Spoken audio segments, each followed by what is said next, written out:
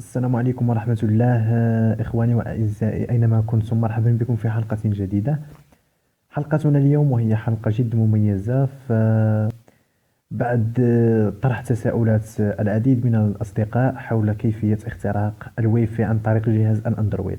نعم أخي، يمكنك بالطبع عن طريق برنامج وجد رائع، برنامج يمكنك من معرفة سر لأي واي فاي، وليس لأي واي فاي بل جميع الويفيات التي معك. نعم أخي، ما عليك سوى الذهاب إلى الأبل ستور أو بلاي ستور وتحميل برنامج ويفي ماب.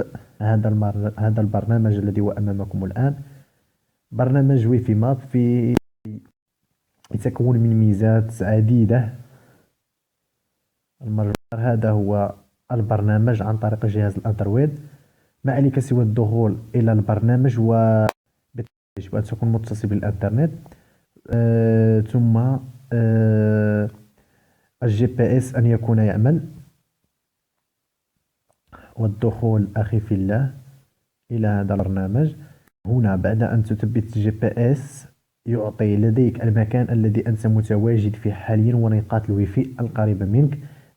لنرى هنا يعني وكم المسافة أو المساحة أو المسافة التي يبعد عنك هذا الويفي. ما عليك سوى الضغط على الويفي الأقرب إليك لأنه هو الذي سيكون يعمل. وهنا أخي في الله يعني هذا نو باسورد، لا يحتوي على كود.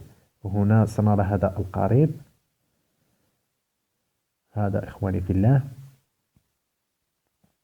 أمامكم الآن باسورد الويفي، يعني جميع نقاط الويفي، وهو برنامج مميز جدا. هذا الويفي مثلا، الكود السري. هو برنامج رائع جدا، يعني في أي مكان كنت ولم تكن حاصل على انترنت في الهاتف، ما عليك سوى تثبيت البرنامج ومعرفة كود واي فاي قريب منك. وهو برنامج ذو ميزات خاصة باسم. هذا هو البرنامج أخي في الله.